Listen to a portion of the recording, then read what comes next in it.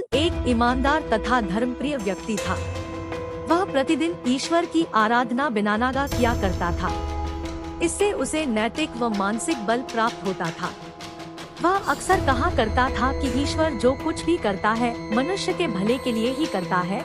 कभी कभी हमें ऐसा लगता है कि ईश्वर हम पर कृपा दृष्टि नहीं रखता, लेकिन ऐसा होता नहीं।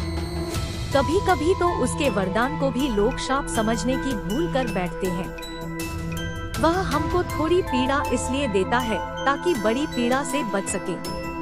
एक दरबारी को बीरबल की ऐसी बातें पसंद न आती थी। एक दिन वही दरबारी दरबार में बीरबल को संबोधित करता हुआ बोला, देखो ईश्वर ने मेरे साथ क्या किया। कल शाम को जब मैं जानवरों के लिए चारा काट रहा था तो अचानक मेरी छोटी उंगली कट गई। क्या अब भी तुम यही कहोगे कि ईश्वर ने मेरे लिए यह अच्छा किया है?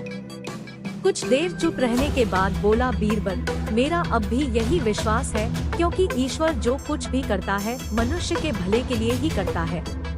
सुनकर वह दरबारी नाराज हो गया कि मेरी तो उंगली कट गई और बीरबल को इसमें भी अच्छाई नजर आ रही है। मेरी पीड़ा तो जैसे कुछ भी नहीं। कुछ अन्य दरबारियों ने भी उसके सुर में सुर मिलाया।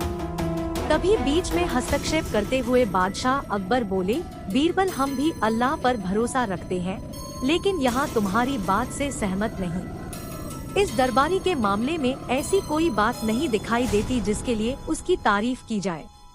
बीरबल मुस्कुराता हुआ बोला, ठीक है जहाँपना, समय ही बताएगा। अब 3 महीने बीत चुके थे। वह दरबारी जिसकी उंगली कट गई थी घने जंगल में शिकार खेलने निकला हुआ था।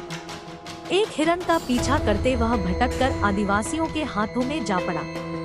वे आदिवासी अपने देवता को प्रसन्न करने के लिए मानव बलि में विश्वास रखते थे।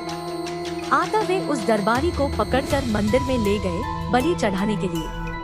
लेकिन जब पुजारी ने उसके शरीर का निरीक्षण किया तो हाथ की एक उंगली कम पाई। नहीं, इस आदमी की बलि नहीं दी जा सकती।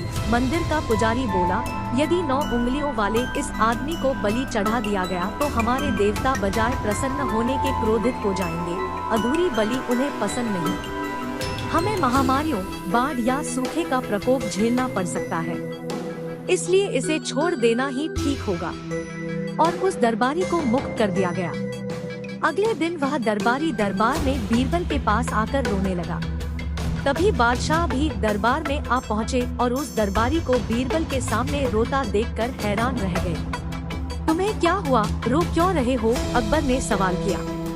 जवाब में उस दरबारी ने अपनी आपबीती विस्तार से कह सुनाई। वह बोला, अब मुझे विश्वास हो गया है कि ईश्वर जो कुछ भी करता है मनुष्य के भले के लिए ही करता है। यदि मेरी उंगली न कटी होती तो निश्चित ही आदिवासी मेरी बलि चढ़ा देते।